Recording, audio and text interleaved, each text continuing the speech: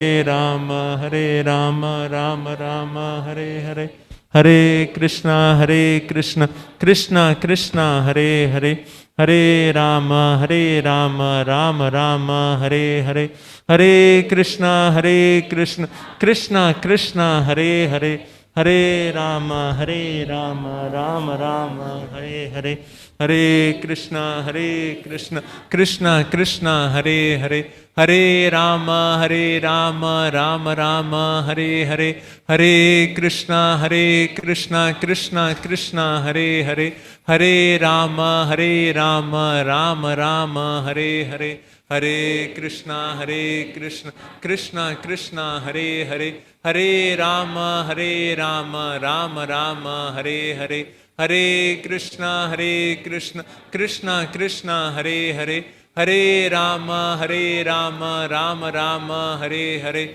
Hare Krishna, Krishna Krishna, Hare Hare, Hare Rama, Rama Rama, Hare Hare, Hare Krishna, Krishna Krishna, Hare Hare, Hare Rama, Rama Rama, Hare Hare, Hare Krishna, Krishna Krishna, Hare Hare, Hare Rama, Rama Rama, Hare Hare, Hare Krishna, Krishna Krishna, Hare Hare, Hare Rama, Rama Rama, Hare Hare, Hare Krishna, Krishna Krishna, Hare Hare, Hare Rama, Rama Rama, Hare Hare, Hare Krishna, Krishna Krishna, Hare Hare, Hare Rama, Rama Rama, Hare Hare, Hare Krishna, Krishna Krishna, Hare Hare, Hare Rama, Rama Rama, Hare Hare, Hare Krishna, Krishna Krishna, Hare Hare, Hare Rama, Rama Rama, Hare Hare,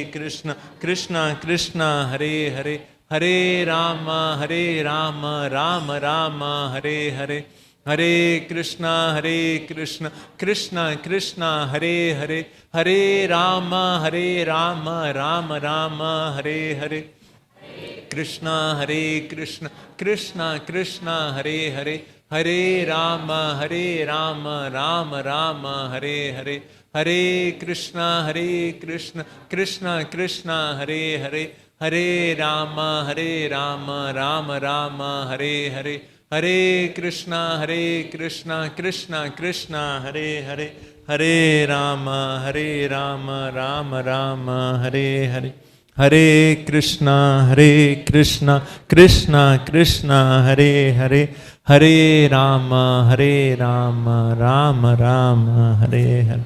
So once more, everyone, we can raise our hands up in the air, calling out for the mercy of Shri Shri Radha Golokanda, Shri Shri Gaurnitai. Let's loudly call out for their mercy. Hare Krishna, Krishna Krishna, Hare Hare, Hare Rama, Rama, Hare Hare. Hari Ram Prabhu ki jai. Hare Krishna. So again, we'd like to welcome everyone. Thank you all so much for joining. As we announced, we'll have a class by His Holiness bkgoswami Maharaj, and then after that, we'll have the dinner prasadam. So just before Maharaj starts, very quickly, I want to announce the upcoming events. We'll have more details after the class, but just so that we know the schedule. So coming up this Saturday on October 16th at 11 a.m., we'll be celebrating the Vyasa Puja celebrations of His Holiness bkgoswami Goswami Maharaj. Hariva!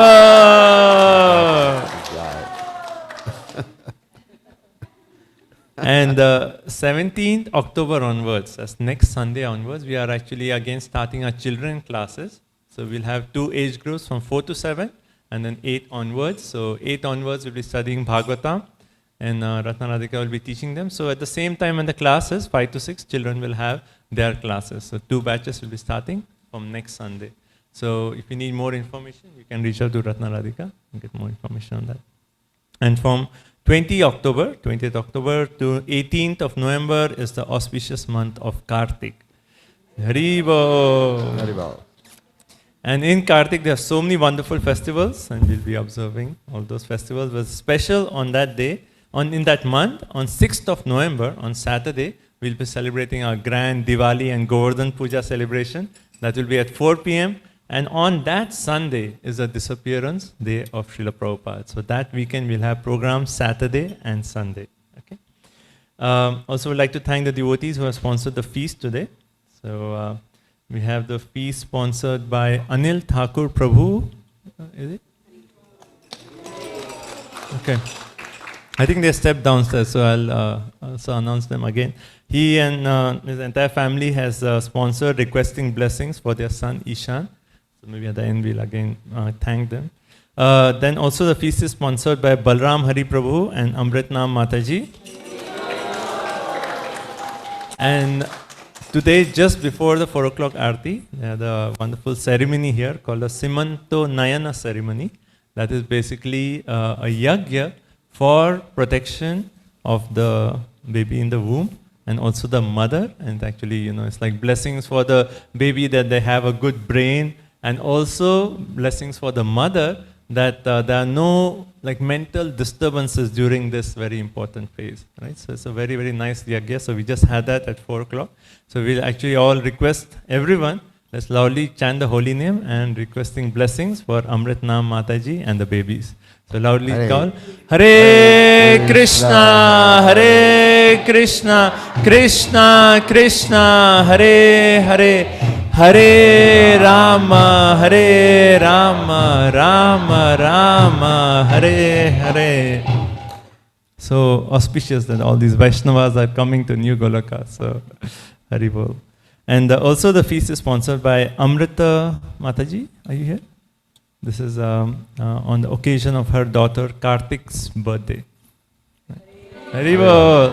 So let's loudly chant for Amritnam Mataji, their family, and Amrita Mataji, not Amritnam. Amrita Mataji, their family, and their daughter Karthik. Okay, let's loudly call. Hare Krishna, Hare Krishna, Krishna Krishna, Hare Hare, Hare Rama, Hare Rama, Rama Rama, Hare Hare. Also this Friday upcoming is Dashera, so we'll have more announcements about our festivals after the class. So now we'll move on to the class. We request everyone, please come forward. There's so much gap here. Children, you can turn off the fan. It's too loud. Yes. It's one of the yes. things over there. That's better. Actually, I was thinking we should celebrate Ram Vijay on Sunday, if that's all right. I already told her that. And then we can have an effigy of Ravan, and someone can kill Ravan. Because that would be very nice if we can do that next Sunday. Okay, it's nice to see everybody, and thank you all for wearing masks, even though I can't see you. It's actually unbelievable. I never would have thought 2 years ago I'd be giving class and everybody would be wearing a mask, and I'd be wearing a mask. But it's for the protection of the devotees.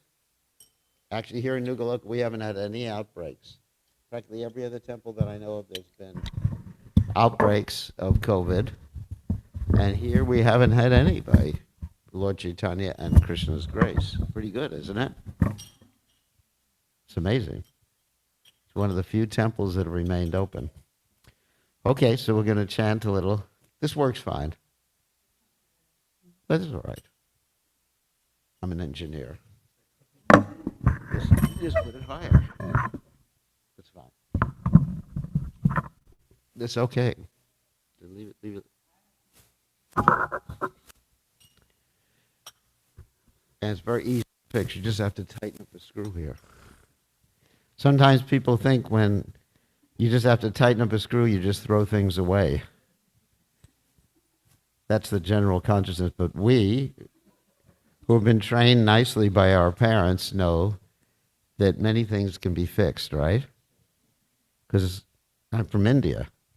You can fix anything. Right? Isn't that true? You just don't throw things away. In America, we're used to just like chucking things away. Oh, it's broken. I remember one time one of our devotees came and said, the microphones are broken, the wireless microphones are broken. You just got to throw away and buy a new one. And I said, you got them on the wrong frequency. Just have to set the frequency on the receiver and it'll work nicely. So we have this conception that, if something doesn't work, throw it away, the car doesn't work, your husband doesn't work, throw away.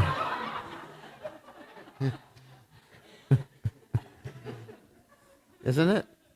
I mean, it's unbelievable. But I even think he can be fixed. Husband can be fixed. So, anyway, so we'll chant a little bit. And we're going to have a class tonight that'll be, you'll see what it's about the Caitanya Charitamrta. We're going to read a little bit because we usually read at 5 o'clock in the evening on from the Caitanya Charitamrta. But we're going to read and reference some stories that will increase one's faith in the deities. So it'll be good for the children to hear these stories. Jaya Radha Madhava Kunda Bihari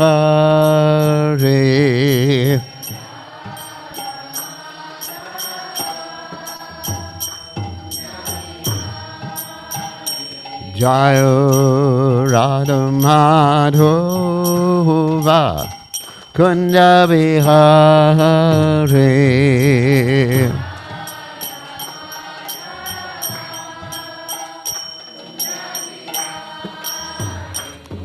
Gopidana Malabha Girivardhari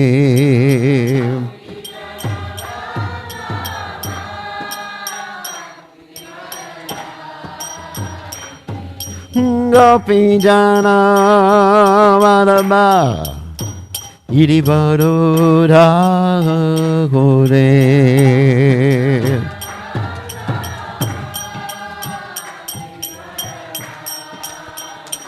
Yasodanandana Vrajajanaranjana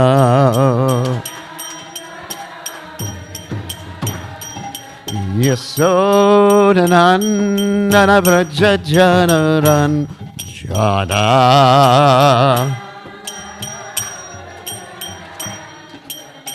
Jamuna Tera Vanachare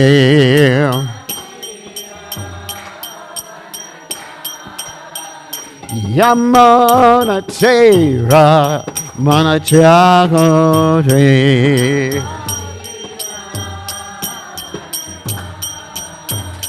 Jayaradu Madhava Kunyabihare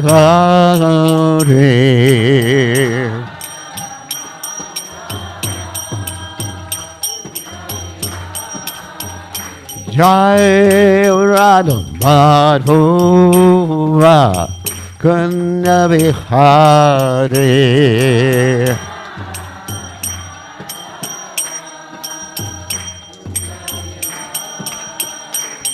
Gopinjana Vallabha Girivardhari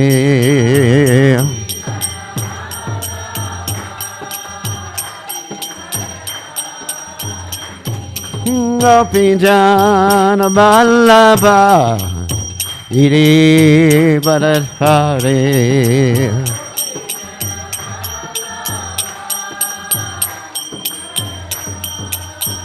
Yasodanandana Vrajajanaranjana Yasodanandana Vrajajanaranjana Jamuna Tera Vanachare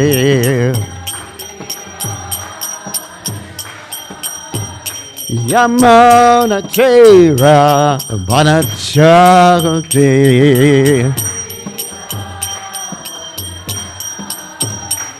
Jai Radha Madhava Kunda Bihari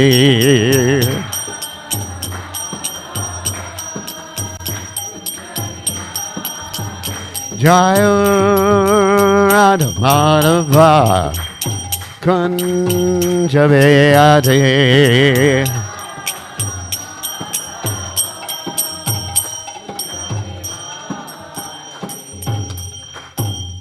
Jai Om Vishnupad Paramahamsa Paravatikacharya Ostateta Sachashi Shimad. His Divine Grace Abhaya Charanara Bhaktivedanta Goswami Srila Prabhupada Ki Jai. ISKCON Founder Acharya Srila Prabhupada Ki Jai. Anantakoti Vaishnav Vrinda Ki Jai. Namacharya Srila Haridas Thakur Ki Jai.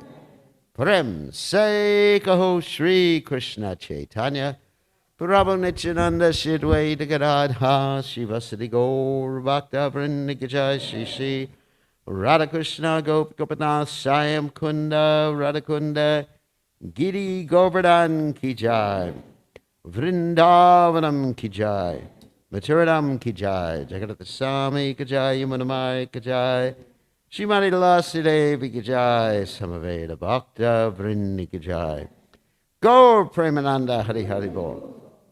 All glory is the assembled devotees, all glory is the assembled devotees, all glory is the assembled devotees.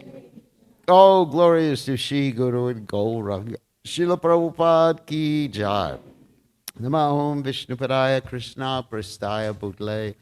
Shrimati Bhaktivedanta Swamini Tinamani Namaste Saraswati Deve Gauravani Pacharni. Nivashesha Shunyavadi Paschachade Jatarni. So Omagana Timidanda Shah Gananjana.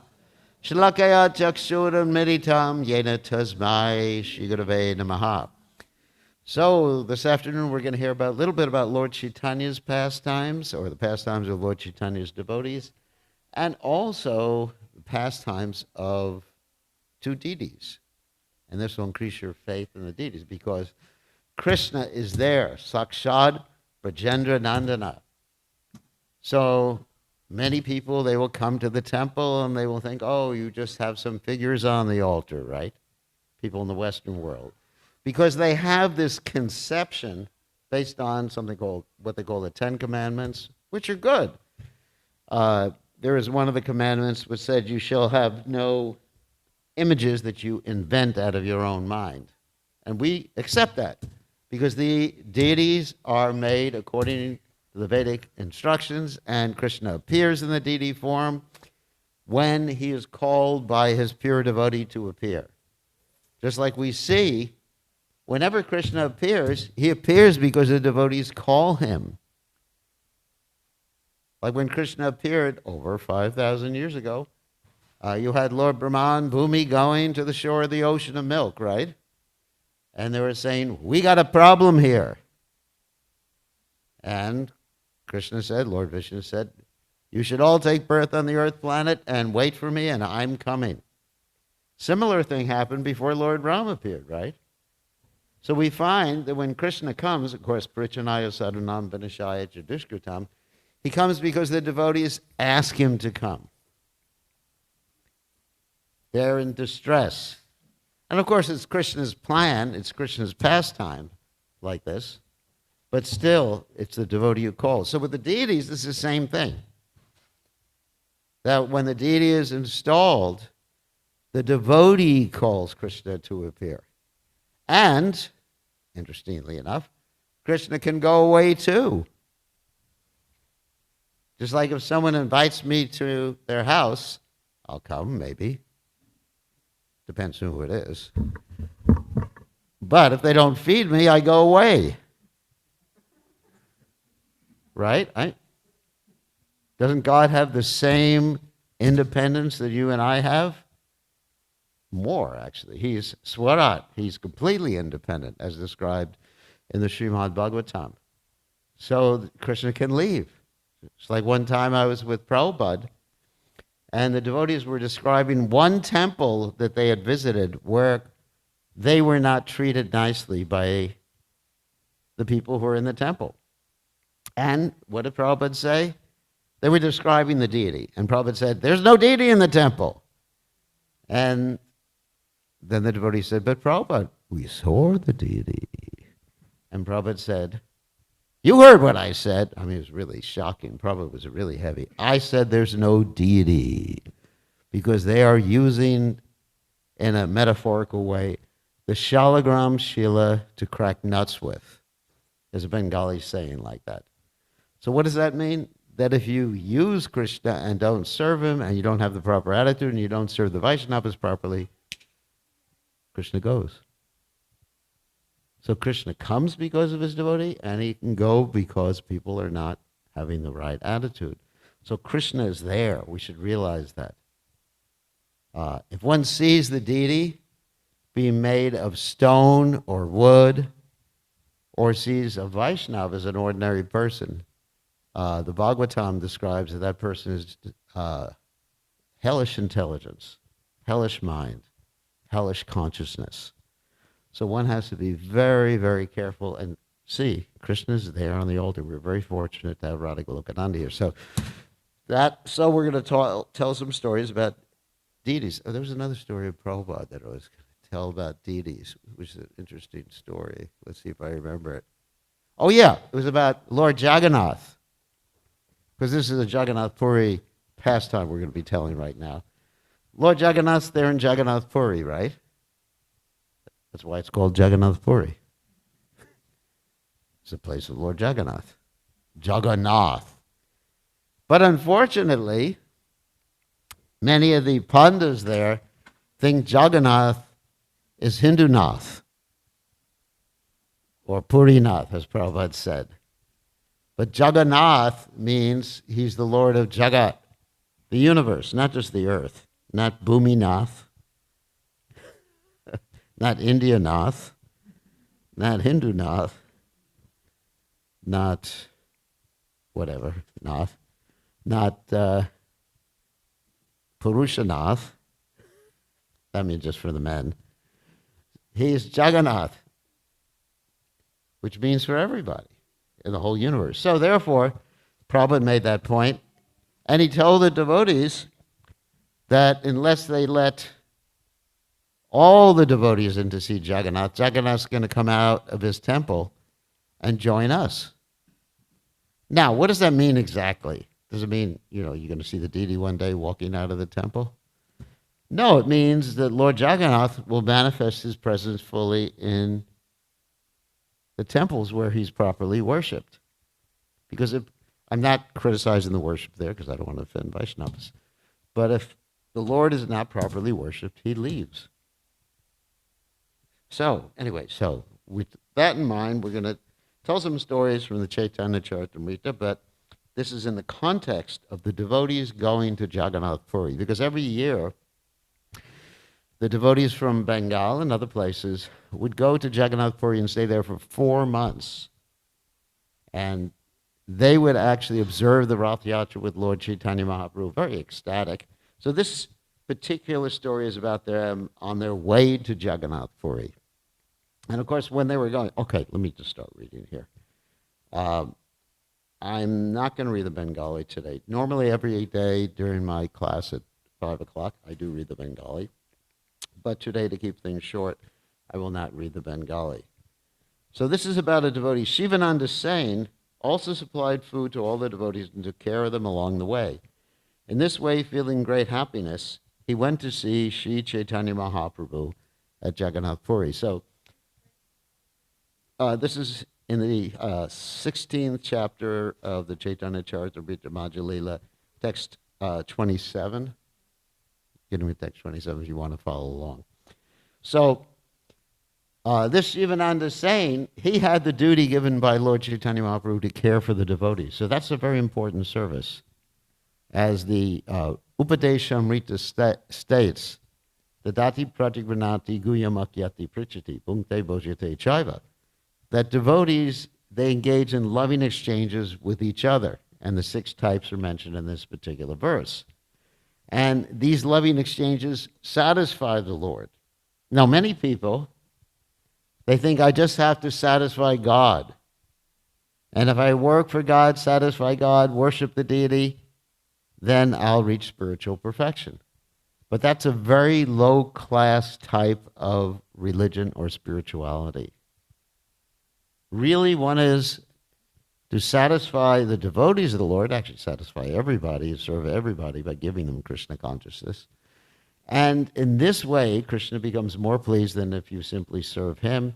And if you simply serve him and ignore everybody else, then you're what's considered to be a Kanishta Adhikari, a very low-class devotee. And in the third canto of Srimad Bhagavatam, it describes that your service to Krishna is like offering oblations to ashes. Can you imagine offering oblations to ashes? I mean, there's nothing wrong with ashes, but you don't offer oblations to ashes. You offer oblations to what? A fire. So when the fire goes out, you don't keep offering oblations. Just like your good friend, I think you all know him, Indrajit, not my friend. Everybody knows Indrajit? No. Ramayan? No, Ram Bhakta's here. No. Oh, you're all from South India. I'm sorry. So, just like Indrajit was performing this sacrifice in order to get this invincible chariot and be able to defeat whoever fought with him. So he was performing this sacrifice, and then Lakshman comes with Hanuman. He's my friend. He comes with Hanuman, and they interfere with the sacrifice, but you know what Hanuman did? He passed urine on the sacrifice. It's actually mentioned. And that extinguishes the fire. And not pretty auspicious to do that with a fire sacrifice. And so that he couldn't offer oblations anymore. So if one tries to serve the Lord without serving the Vaishnavas, it's like offering oblations to ashes. So this Shivananda saint, he was given the duty by Sri Chaitanya Mahaprabhu to serve the Vaishnavas. Other devotees were given other specific duties, but his specific duty was to always serve the Vaishnavas. And there's other stories here in the Caitanya Caritamrta that even he served dog Vaishnavas. There was a dog one time that was accompanying the devotees to Jagannath Puri on their yearly excursion. And he took care to serve the dog. Prasadam, of course. And one time the dog went ahead. And he couldn't find the dog, and he felt so guilty, he stopped eating himself. And he started a fast. That's how dedicated he was. Because if someone takes shelter of a Vaishnava, the Vaishnava never neglects that particular person. Even if that person is a dog or a cat or any creature. And so what happened eventually, of course, is that dog went ahead and saw Chaitanya Mahaprabhu. And when Shivananda Saint and the devotees reached Chaitanya Mahaprabhu, that dog was actually chanting Hare Krishna. And Lord Chaitanya Mahaprabhu was throwing like some sandalwood pulp at the dog. The dog was catching it, chanting it. And later on, the dog went back to home, back to Godhead. That's also the advantage. Boy, I may never get to the story here I want to tell, but anyway, I'm telling stories. But that's also the advantage of being related to a Vaishnava. If you're a relative of a Vaishnava, of course, this is also told to me when I joined the Hare Krishna movement. My mother objected to my joining the Hare Krishna movement. I was told that if your mother's your relative, she'll go back to God, and don't worry about what she thinks about you joining the Hare Krishna movement. So if you're a relative of a Vaishnava, or you're a friend of a Vaishnava, or you're the dog of the Vaishnava, you get to go back to Godhead. You get to be liberated. So that's another point about not offending a Vaishnava, how dear a Vaishnava is to Krishna. Like Srivas Thakur, he had a maidservant. Oh, he had a tailor. Let's not even talk about the maidservant. He had a tailor who was a meat eater. But because this tailor served him, the tailor became a pure devotee. Amazing story. And then, yesterday in Chaitanya Charitamrta class, we're reading the story about a gentleman named Amoga. Amoga was the son-in-law of Sarvabhauma Bhattacharya. And Amoga had a very bad habit of criticizing people, especially of criticizing God. And so one day, Lord Chaitanya Mahaprabhu invited, Sarvabhauma Bhattacharya invited Lord Chaitanya Mahaprabhu for lunch. And please turn the phone off. Yeah. Sarvabhauma Bhattacharya and his wife prepared so many preparations. It was like a mountain of food. So when Lord Chaitanya Mahaprabhu sat down to take prasad, Amoga, who was very critical by nature, fortunately he didn't have the internet at that time, but anyway, he was critical, in-person criticism. He snuck in, was able to watch Lord Chaitanya sitting in front of all this food, and he said, this sannyasi is eating like 10 times or 100 times more than an ordinary person could eat.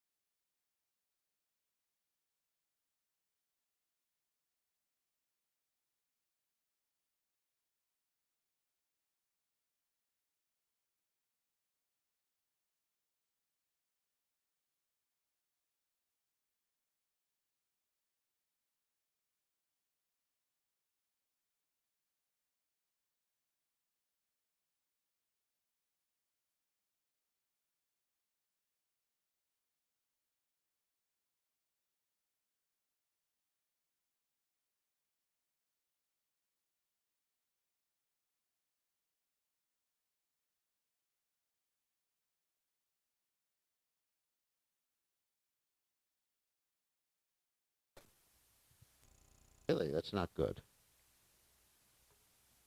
It was on before. Good now? Okay. That is not good. So anyway, so Sarvabhauma Bhattacharya,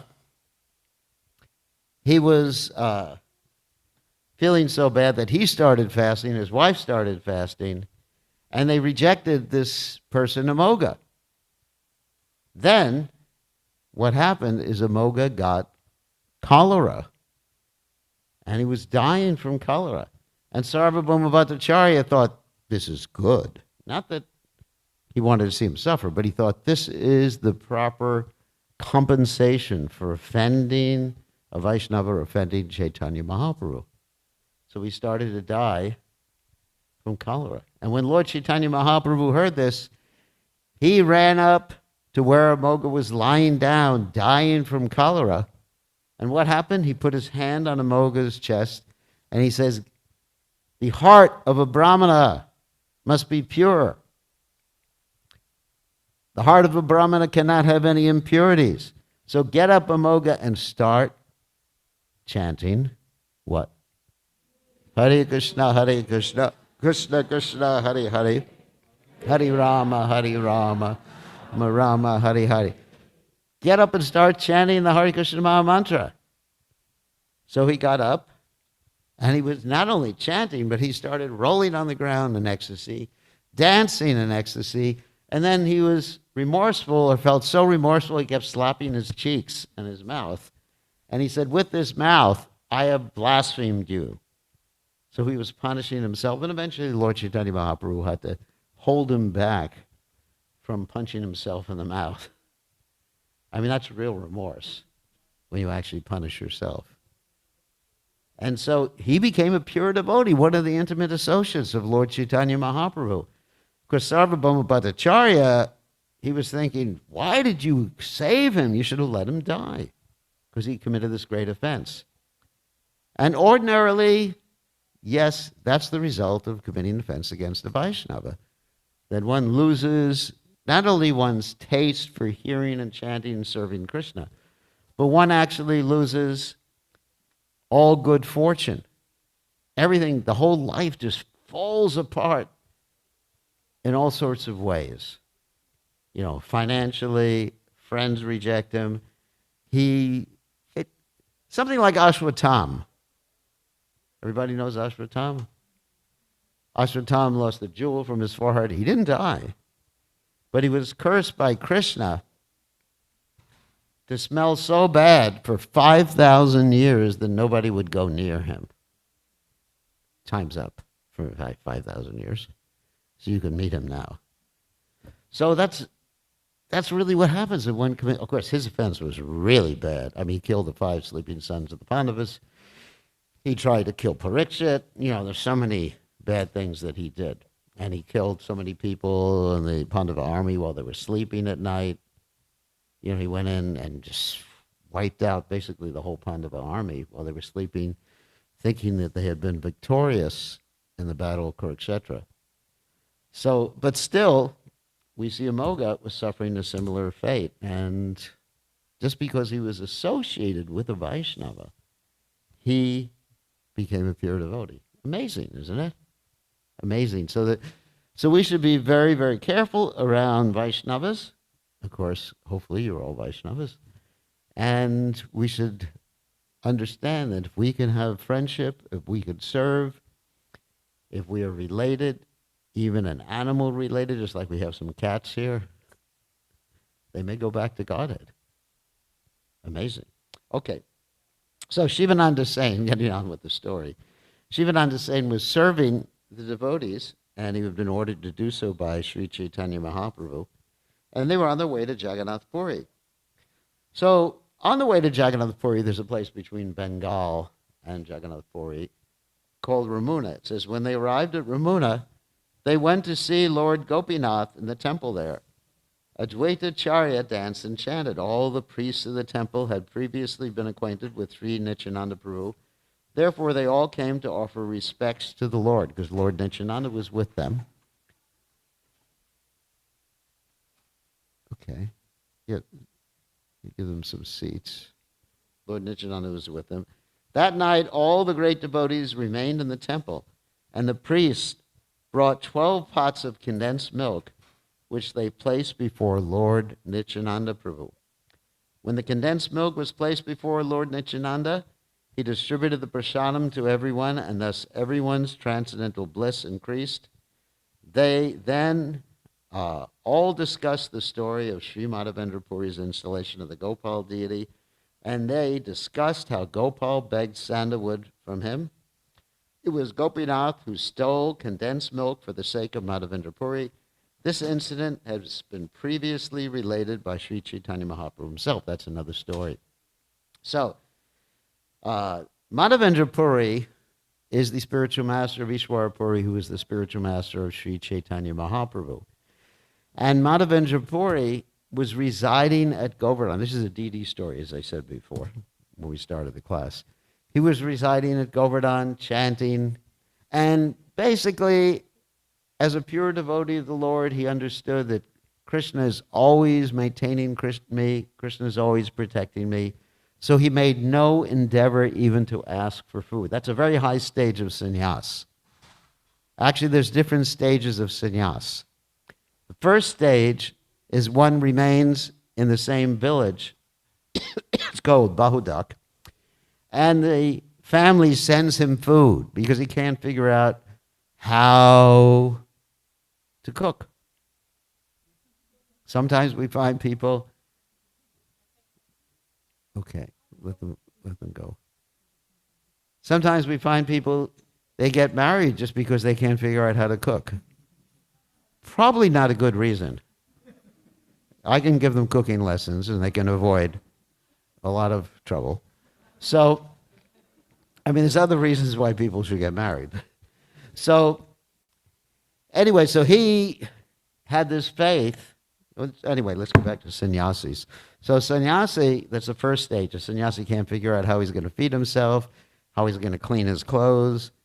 So he just sends his clothes back to his family. They put it in the washing machine, and they send it back to him. And so the second stage is, he goes door to door, and it's called madhukari, where he collects a little bit of rotis from each and every house.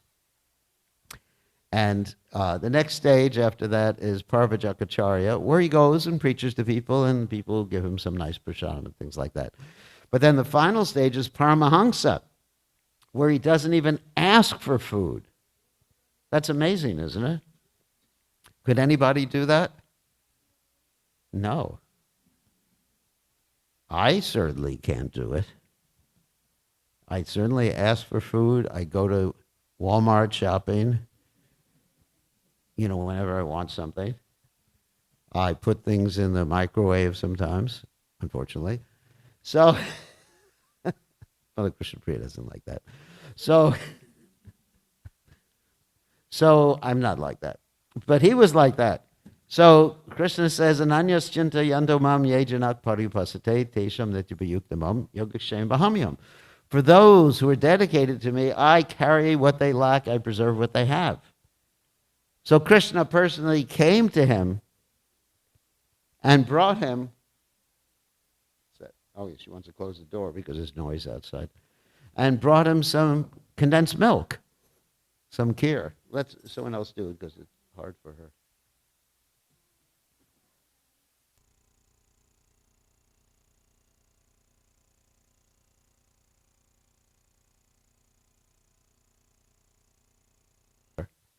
So brought him some condensed milk.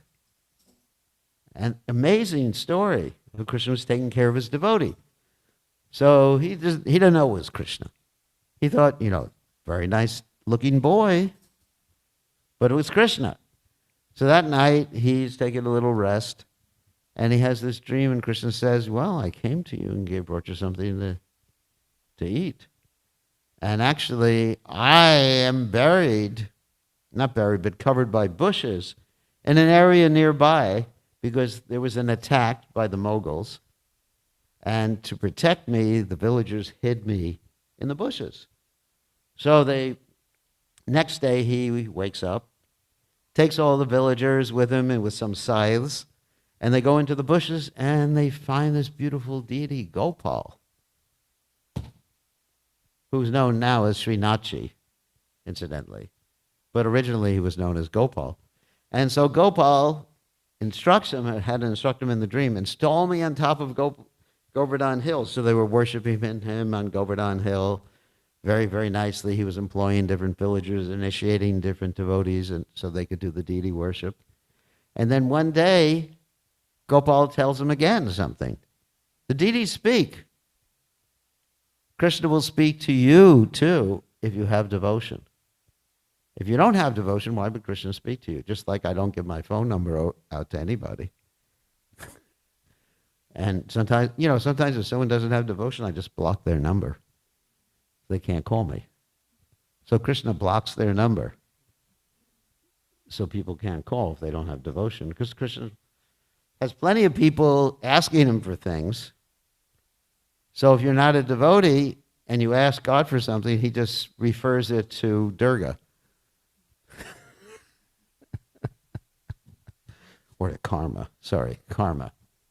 So what happens, it's such an interesting story. So Krishna contacts this devotee again in a dream, and he says, was buried in the bushes for many years. It's very hot. I'm still hot. So you got to get some sandalwood for me.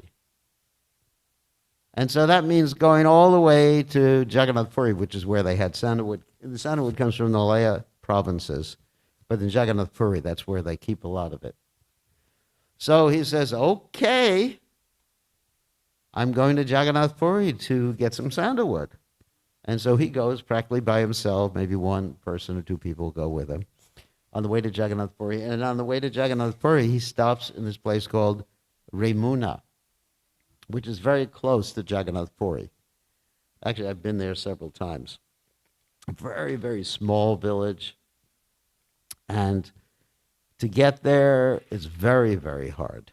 I mean, there's a train station nearby, but it's just a local train, and you can't really stay overnight unless you drive there. I've driven there.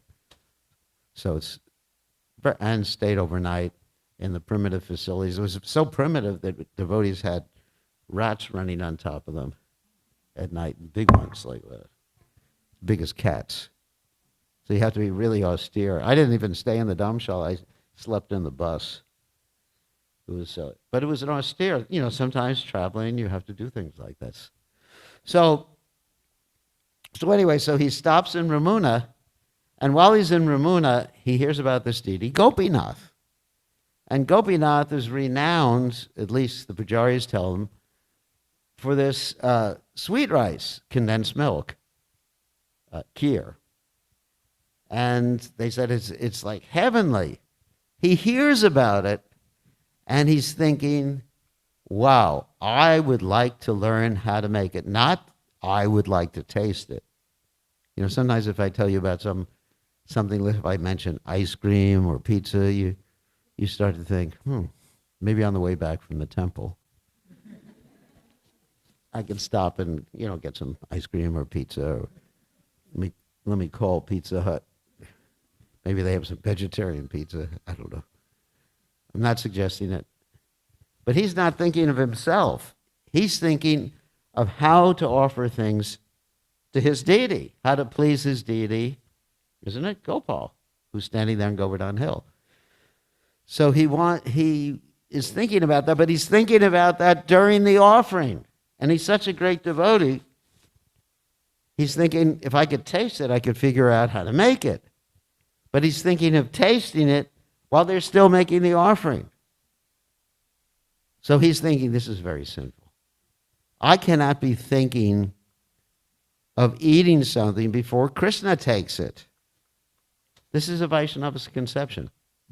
I mean, sometimes we'll go into people's houses and they'll be cooking something for dinner, and the children will say, is it prasadam yet? Well, that's in the house. It's okay. I'm not criticizing. But really, the high standard of devotion is you don't smell it, you don't taste it, you don't think of it until it's offered. And actually, one of the things I do when I'm cooking, I just recently made some kheer for the deities. I didn't eat it even after it was offered, because you want to keep everything very clean. I mean, I'm not saying that we have to all follow that standard, but that's the standard I follow generally. So he was very embarrassed thinking like that. So what did he do? He left the temple, went to the marketplace, and was chanting and resting a little bit. Meantime, the deity knows his intention. Krishna knows, Gopinath knows his intention. So Gopinath, in the middle of the night, wakes up the pujari and says to the pujari, pujari in the dream. And he says to the pujari, wake up. I hid some sweet rice under my cloth. Deities don't usually do that. I don't think we've ever experienced that in Nugaloka, have we? We look underneath Radhagolokananda's night dress, we find like a cup of sweet rice, and they say, he said, I saved it for Bir Krishna Maharaj. Because he doesn't want to eat sweet rice, he's a vegan, I don't think that's ever happened, has it? Oh, the pujaris hide sweets so they could eat it later on. That's another subject matter. So the deity says, I've hidden this, so get it and take it to Madhavendra Puri. So the middle of the night, like midnight or 1 o'clock in the morning, this pujari wakes up, takes a bath, of course, goes on the altar, finds the pot of sweet rice. And this pot is not one of these giant pots. In Ramuna and Chirachara Gopinath Temple, the pot of sweet rice is about this big. Anyone's been there besides me here? No one's been there? You've been there. Little clay pots.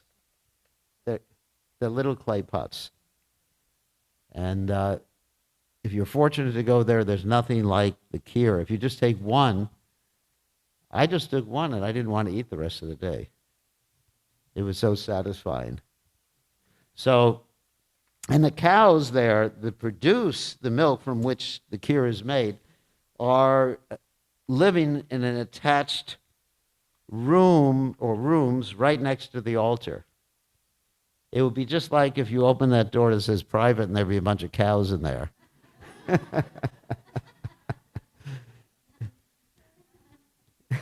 Exactly. It's exactly the same. Right? Of course, there's a window. You can see the cows. They're beautiful cows. Of course, Deshi cows. And so the Pujari, he goes to the marketplace where Madhavendra Puri is there. And he says, will Madhavendra Puri come? He is the most fortunate person. Gopinath has stolen some sweet rice for you. And Madhavendra Puri wakes up and takes the sweet rice and he's in ecstasy, of course. And from that day forward, he always kept a little piece of that pot and ate a little piece of that pot every single day. So that's why this deity we're hearing about here is called the deity who stole sweet rice. Shira, Chora, Gopinath. Now, ordinarily, if you call someone Chora, what does it mean? He's a thief. Chora, Chora. Isn't it thief? So he's the thief, Gopinath, for his devotee. So you see that the deity is reciprocating that way. And then he goes, okay, Madhavendra Puri then goes to Jagannath Puri, and then he gets the sandalwood pulp, or sandalwood, sorry, not the pulp, but the sandalwood, which is actually quite protected and very valuable. And he starts to travel with difficulty, and he reaches Ramuna again. And then Gopal tells him something different. Gopal says that actually if you offer this to Gopinath, I'll be satisfied, showing the non-difference between all the deities of the Lord. So just like we have Radhagolokananda here, and you have Radhasham Sundar and Vrindavan, so it's not different Krishnas. I often tell the devotees that if you worship Radhagolokananda, Radhagolokananda is Krishna and Radharani. Do you have another Krishna and Radharani? No. And so there's full satisfaction. All the holy places are there. All the holy places are here. Of course, we still go to Vrindavan, we still go to Govardhan Hill, but still, as far as the spiritual potency, Krishna is there. Brajendra Nanda, Sakshad Brajendra Nandana. So that's one story about the deities that we're going to tell. Let's see if we have the time to tell the second story. I guess we do. Do we? Second story is also told the same chapter. So, okay. Walking and walking, in this way the devotees arrived at the city of Katak, where they remained for a day and saw the temple of Sakshi Gopal. When Nityananda Prabhu described all the activities of Sakshi Gopal, transcendental bliss increased in the minds of the Vaishnavas, of all the Vaishnavas. And of course, this whole story is not told in this section, but in the Madhya Lila chapter 5, verses 8 to 138. But I'll tell that story of the deities, because that increases someone's faith in the deities. So Sakshi Gopal's story is quite interesting. Once upon a time, two brahmanas were in Vrindavan. There was an old Brahmin who was from a very high caste Brahmin family, because even amongst Brahmanas, there's caste consciousness, different castes. There's subcastes and sub-subcastes, and if you're looking for a wife or a husband, you got to think about the caste and the subcastes and the sub-subcastes, and you may get married to someone who's a demon, even if they're the same caste. But I've seen that happen. It happened to a friend of mine, actually. So, because his parents were insisting, you got to marry this person. She's in the same subcaste as you. He says, okay, Mom. Then his whole life became a disaster after that. Seriously. It's not here in America. Don't worry. No one you know. So this Brahmin was a very high-class Brahmin caste. And the other Brahmin, young guy, who was helping the older Brahmin in a causeless way, out of love and devotion, was from a lower caste, lower Brahmin caste, both Brahmins. So the younger Brahmin's helping the older Brahmin through all, because older people, sometimes they have trouble walking and doing different things like that. It's obvious, if you see an older person, you should try to help them. Just like I was recently somewhere and I saw an old lady pulling something up the hill and I wanted to help her. So it's natural. It's a natural response. So he was helping him, and the older Brahmana felt so ingratiated. He said, look, I have to do something in return. The younger Brahmana said, look, I'm doing this out of devotion. The older Brahmana said, no, I promise you that you can marry my daughter. And the younger Brahmana said, this ain't going to happen. Because you're a different caste. Your family's going to oppose everything. And the older Brahmana said, no, I'm the boss of my family. Little did he realize he wasn't the boss of his family. People think like that. Man's home is his castle? No. He pays for it, but it's not his castle. So he basically, the promise is made, and then the younger Brahmana says, look, we got to seal this promise in front of the deity. Isn't it? Sakshi Gopal. It wasn't known as Sakshi at that time, just Gopal. So they go in front of the deity, younger Brahman and older Brahman. Older Brahman makes his promise, and the younger Brahman says, look, you're going to make sure this older Brahman keeps his promise. Not because he was so interested in the young Brahmin girl, but because he wanted to protect the religious principles of the older Brahmin. Because if someone makes a promise and they break the promise, they lose their caste, basically. Because one of the qualities of a Brahmin is satya, truthfulness. Also, there's other qualities too. Sama, dhamma, tapaksha, chamashant, arjavamevacha, gyanabhiganamastikam, brahmakarma svabhavacham, Bhagavad Gita says. So he makes the promise in front of the deity, and younger Brahma said, look, Krishna, I'm going to call on you if there's any problem. He has this intimate relationship with Krishna. All right, so they all go back home. Everybody's living nicely. Then one day the younger Brahmin remembers, thinks it's about time to get his wife. So he goes to the older Brahmana's house and he says, remember the promise? And the older Brahmana thinks, his family's there. He's thinking, oh my God. Oh my God. And the older Brahmana's son, is really upset with the wife, threatens to commit suicide. If you do this, I'm going to kill myself. And they come up with a plan so that the older Brahmana doesn't have to lie and say that I didn't promise it.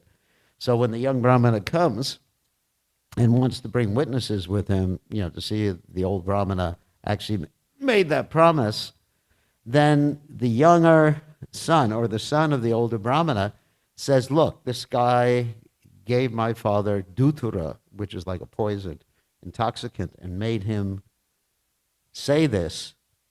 So, you can't really trust this guy. And then the younger Brahmana says, look, if I can bring the deity with me, and the deity, remember, is all the way on the other side of India. He's a Vrindavan, and they're like in Bengal, that's a particular point. Because the deity was later moved to the Sakshi Gopal temple near Jagannath Puri, but that's a different story. So he's all the way on the other side of India, basically. And so then the family agrees, of the older Brahmana, they agree, yes, if Krishna comes and bears witness, yeah, sure, we'll marry our sister, our daughter, whatever, to this younger Brahmana. And they're thinking, this is crazy. Deities, deities just stone. Because he was an atheist. The older Brahmana's son was an atheist. So this younger Brahmana goes all the way back to the other side, to Vrindavan, and he sits in front of the deity and he says, look, there was a promise made. And so you're a witness. And anybody who's a witness to something, if they don't bear proper witness, they'll be implicated in sinful activity. Now that's kind of funny because Krishna can never be implicated in sinful activity, right? I mean, you see, Krishna did a whole bunch of things that would, for anybody else, be considered sinful, like lying during the battle of Kurukshetra and fighting and cheating so many different ways and stealing butter, dancing with other people's wives. And whatever Krishna does is dharmic because that's the nature of God. Whatever he does, he's pure. He can do anything, and it's proper, and it's worshipable, and we do not follow or imitate the Supreme Personality of Godhead.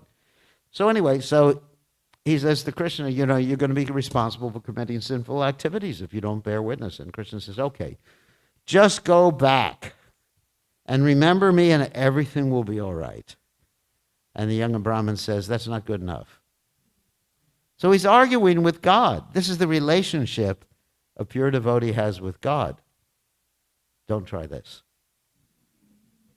So he argues with God and he says, Krishna, it's not going to work. You have to come. And Krishna says, this is impossible. God's saying something's impossible, which is kind of funny also, because nothing's impossible for God. He's beyond time and space and the laws of action and reaction. Is the cause of all causes. Sarva karana karanam, right? So when you're the cause of all causes, you don't worry about anything. Sorry, getting excited. You don't worry about anything causing anything else because you can uncause or cause anything you want. That's why Krishna's called Swarat, as we mentioned in the beginning of class. He's independent. And he's also aptakama. He gets whatever he wants whenever he wants it without asking anybody for it because his energies are actually his first-class servants. So Krishna says, whoever heard of a deity walking? And then the Brahman, being more intelligent than Krishna at this point, not really, he says to him, that's true, but I never heard of a deity talking either. And if you can talk, you can also walk. So Krishna was defeated by his devotee through logic. If a deity can talk, he can move his mouth, he can move his legs. No problem. So then Krishna said, okay, I will walk all the way across India and just don't look back, but you'll hear the sound of my ankle bells and you'll know that I'm behind you. Can you imagine that? Just walking in here, ting, ting, ting, wow. And not looking back? I'd be really tempted. So Krishna was walking behind him. Finally, they reached to the village and the outskirts of the village. And the Brahmin looks back and Krishna says, go get the rest of the family. And they bring him and they get married. They lived happily ever after in Krishna consciousness. So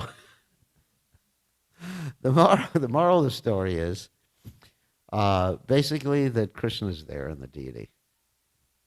And these are true things. You can go to see Shakshi Gopal today, and where he lives is called Shakshi Gopal. It's actually, he was brought to where he is today, which is actually between Jagannath Puri and Bhubaneswara, closer to Jagannath Puri. And there was another story about one of the queens who wanted to put a nose ring on him. The story is also there in the Caitanya Caritamrta. She wanted to put a nose ring on Shakshi Gopal, but she didn't notice there was any hole in the nose. So she was thinking, I have this favorite nose ring, the diamond nose ring, I want to give to the deity. And so she had a dream that night, and Krishna appeared to her and said, when I was a young boy, my mother put a hole in my nose so you can give me the ring. And so she went to the deity the next day, and there was a little hole in the nose again. And she was able to give the ring. So you see the reciprocation. Final deity story is about Gadara Pandit Goswami, who was an incarnation of Srimati Radharani in Lord Chaitanya's pastimes. He was worshipping the deity of Gopinath. And as he was worshipping this deity, Tota Gopinath was the name of the deity. As he was worshipping the deity, he got old. He had taken a vow. This is called Kshetra Sannyas. He had taken a vow that he would never leave the deity, always serve the deity. But it got really hard. Because when you get older, reaching high is difficult. And so you're thinking, am I going to be able to take care of the deities? Isn't that the Krishna prayer? How am I going to be able to take care of these deities? Because Gopinath, Tota Gopinath was a very tall deity. I mean, really big. Anyone has seen, I'm sure many of you have been to Jagannath Puri and seen Tota Gopinath.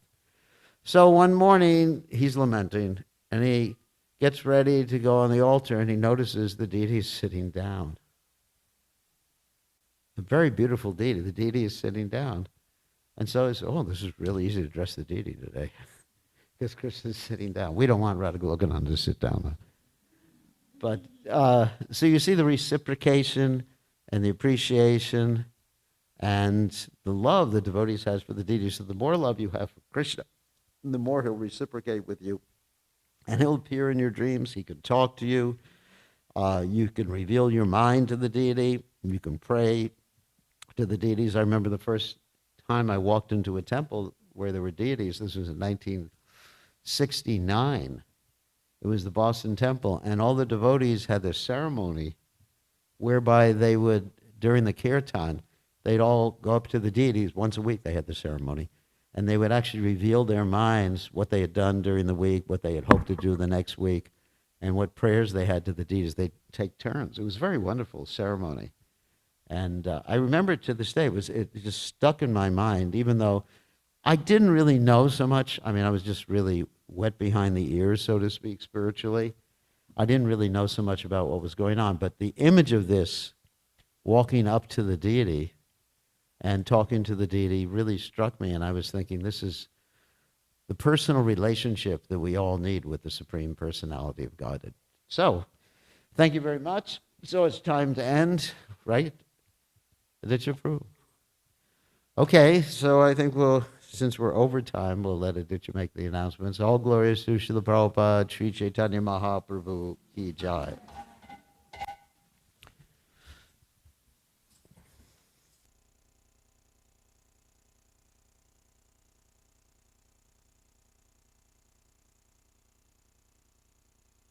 Use this mic. Hare Krishna.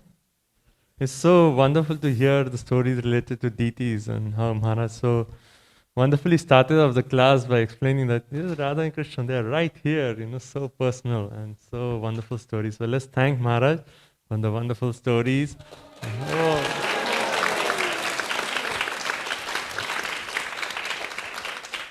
Shri Shakshi Gopal ki, Khirchor Gopinath ki, Hare Krishna. Jai. So I had announced earlier that we had other feast sponsors, but I also wanted to mention Anil Thakur Prabhu and his family. They have sponsored the feast today. So not only they sponsored, but they brought all their friends to come and help with the cooking. So it was wonderful. We had a whole team of cooks today cooking, frying all the puris. So it was a very wonderful experience. So let's thank them. And particularly their son Ishan is actually entering college. So we really want to pray to Sri Sri Radha Golokanda to shower their blessings that he can grow spiritually and also materially. Okay, so let's loudly chant the holy name, praying for blessings for this wonderful family. Hare Krishna, Hare Krishna, Krishna Krishna, Hare Hare, Hare Rama, Hare Rama, Rama Rama, Hare Hare. Also, as we announced earlier, from next Sunday, we'll be starting our children classes from 5 p.m. to 6 p.m. So we have class here. We'll also have 2 big batches of classes for children from ages 4 to 7 and then 8 and above. And for 8 and above, they'll be learning Srimad Bhagavatam. It's a very nice systematic study of the Srimad Bhagavatam. Right? And coming up next week is the Vyasa Puja, and Lila Shakti has more announcements about that. And as Maharaj said that next Sunday we'll be celebrating Dashara, right? So the Vijayotsam and Dashara, so it'll be a wonderful, let's see, we'll plan something, and we encourage all you, if you have some plans of making like a nice Dashara, and we can come and someone can become Lord Ram and we can burn the Ravan effigy. So if anyone is enthusiastic and has plans, please come forward and we can discuss during Prasadam, and we can do a festival next Sunday for Dashara. Okay. Hare Krishna. I think a big fire in the field sounds really fun, so if anybody wants to contribute, let me know. I have some ideas. and that's next Sunday. And next Saturday is the Vyasa Puja event, where we'll be honoring His Holiness Bir Krishna Das Goswami.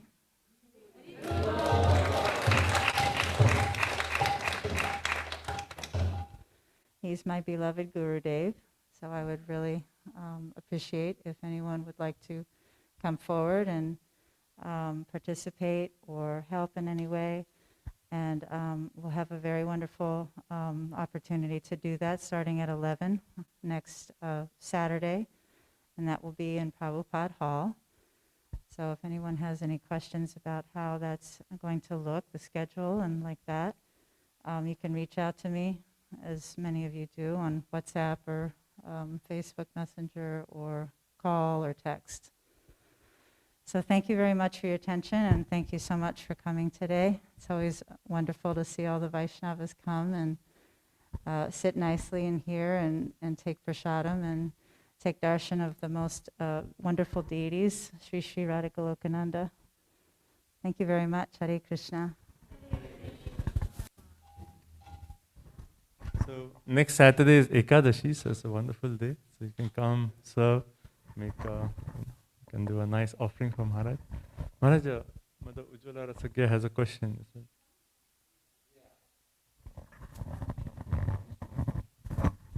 First of all, thank you so much for the period of Katha. I forgot North Carolina, Sunday, tomorrow working day. Everything was forgotten. You just took us to the deities there too. Wonderful. Thank you so much. So much, Maharaj. Quick question is, regarding the deities, just wanted to know on what basis are the deities given the names like Radha Golokananda, Radha Shyam Sundar, Radha Gopinath, Govinda. So how are those names given to the deities? Thank you.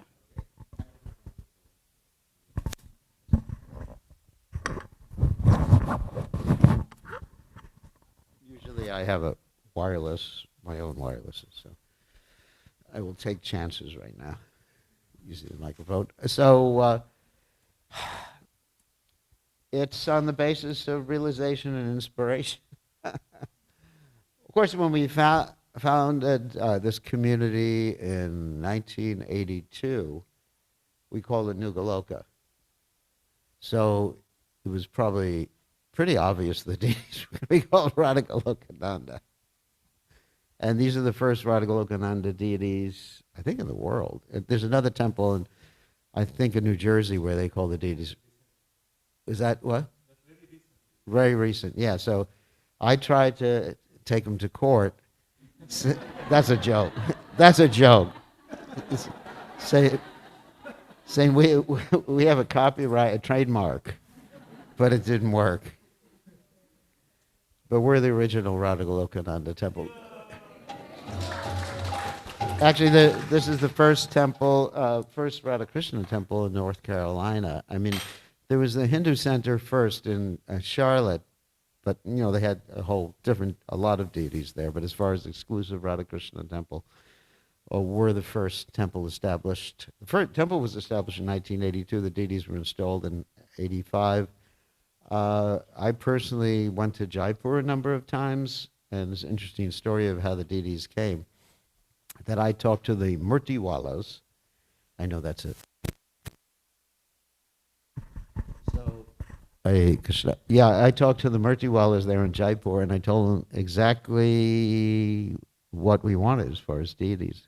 Show them pictures, and I said, these are the deities I want. So then it took about 2 years to make the deities, because usually when people go to buy the deities in Jaipur, that they're on a shelf or something like that. They have all sorts of deities there. Even the place I went to had a deity of Indira Gandhi, and seriously, I'm not just making that up. They had deities of everybody. I mean, it's like a Walmart for deities. Seriously, but he was very expert, and I went back as he was making the deity and said, talk to him, the Murtiwala, and I talked to him, and then eventually the deity was done, and then I went back and we arranged for the packing of the deity, and the Krishna was packed. He was like in a floating, how to explain it? A floating box because Krishna is tied in such a way that he floats in the box with ties all around him. You understand what I mean? Not water or anything, but just like ropes, like Damodar. And so, and then of course I couldn't carry him with me on the airplane, which I would have liked to do. Radha Golokananda on the airplane. So then we drove to New York and walked the deities through customs there directly. Instead of using a customs broker, which most people do, I just went to New York immediately when the plane arrived and just said, these are spiritual things, we don't have to go through a custom broker. So I just did everything myself, put the deities in the car, drove them back with me from New York. And this was at the end of 82, I believe. Yeah, so then for until we installed the deities in 85, the deities stayed in my house with me before they were installed.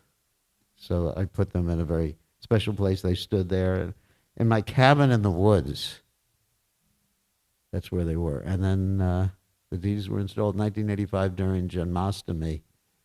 And I wasn't there to see the deity installation because I fainted. Not out of ecstasy, because I actually built the temple too. And by the time we finished the stairs, which I actually made, and did everything in the temple room, I was so exhausted I just fainted right outside right out in back of the door over there.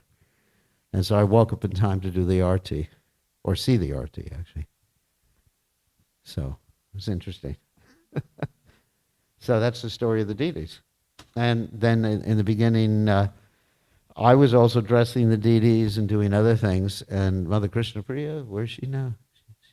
She walked out. She would have liked to hear this. And she was also dressing. And then she didn't like the way I was dressing the deities. And I think Krishna didn't like it either. Because I dressed the deities like they were in Vrindavan, so I would take all the bushes from the trees and bring them in, put them on the altar. And the other pujaris, they really were upset with me. Because in the evening, changing into the deity outfit was just like cleaning up the altar was just too much for them. And then some of the other devotees started to copy me, and Mother Krishna Priya got even more upset. So I figured, well, I better look for another service. And then I was cooking for the deities every day and cooking the Sunday feast and everything in the beginning until so many people came. Because in the beginning, everything was so simple here before we had the temple. The Sunday feast used to be a campfire where we would sit around and just like put some pakoras into the campfire and sweet rice, and that was the Sunday feast, and chant and everything like that. So, at this point, there's so many nice people come forward to do service and everything like that. It's just, I wouldn't have imagined it, so many years ago, 1985, that's what's happened here in Nugaloka, but it's, it's a great success by Krishna's grace. And then also, we're doing a lot of interaction with the students now in Raleigh, at North Carolina State. I'm spending half my week there right now in North Carolina State, cultivating some students and like that. So things are happening. So thank you very much for asking the question about the deities. So anyway, so that's why the deities are called Radha Golokananda. And it's a question of inspiration. And Prabhupada sometimes, Radha Paras Ishvara. Prabhupada had a real transcendental sense of humor sometimes. Or London Ishvara. But with Paras Ishvara, Prabhupada said something very funny. He said in France, the girls are the most beautiful, and Radharani is the most beautiful girl, and she's attracting Krishna. So that's Radha Paras Ishvara.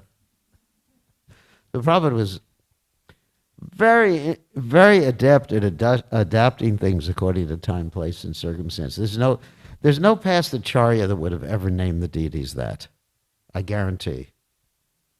Prabhupada was the only one in the history of Gaudiya Vaishnava because he wanted Krishna to be the controller of Paris. He wanted Krishna to be controller of...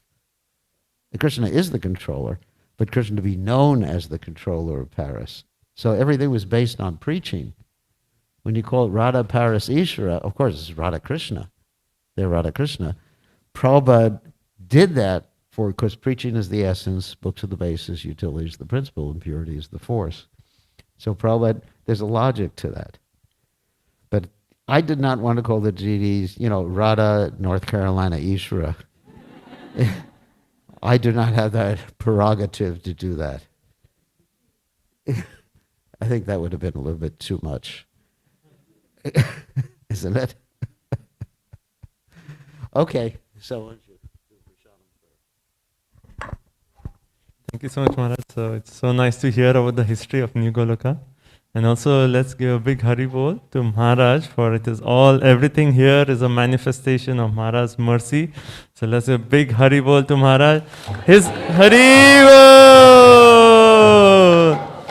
His Holiness bkgoswami Maharaj ki Hare Krishna. So let's come together next Saturday, starting at 11 o'clock, to honor and glorify Maharaj for all his wonderful services and everything he has done for us. Hare Krishna. Also, I didn't get the chance to welcome the friends of Anil Thakur Prabhu. Are you all here? Okay. You can say your names quickly so we get to know who all are here.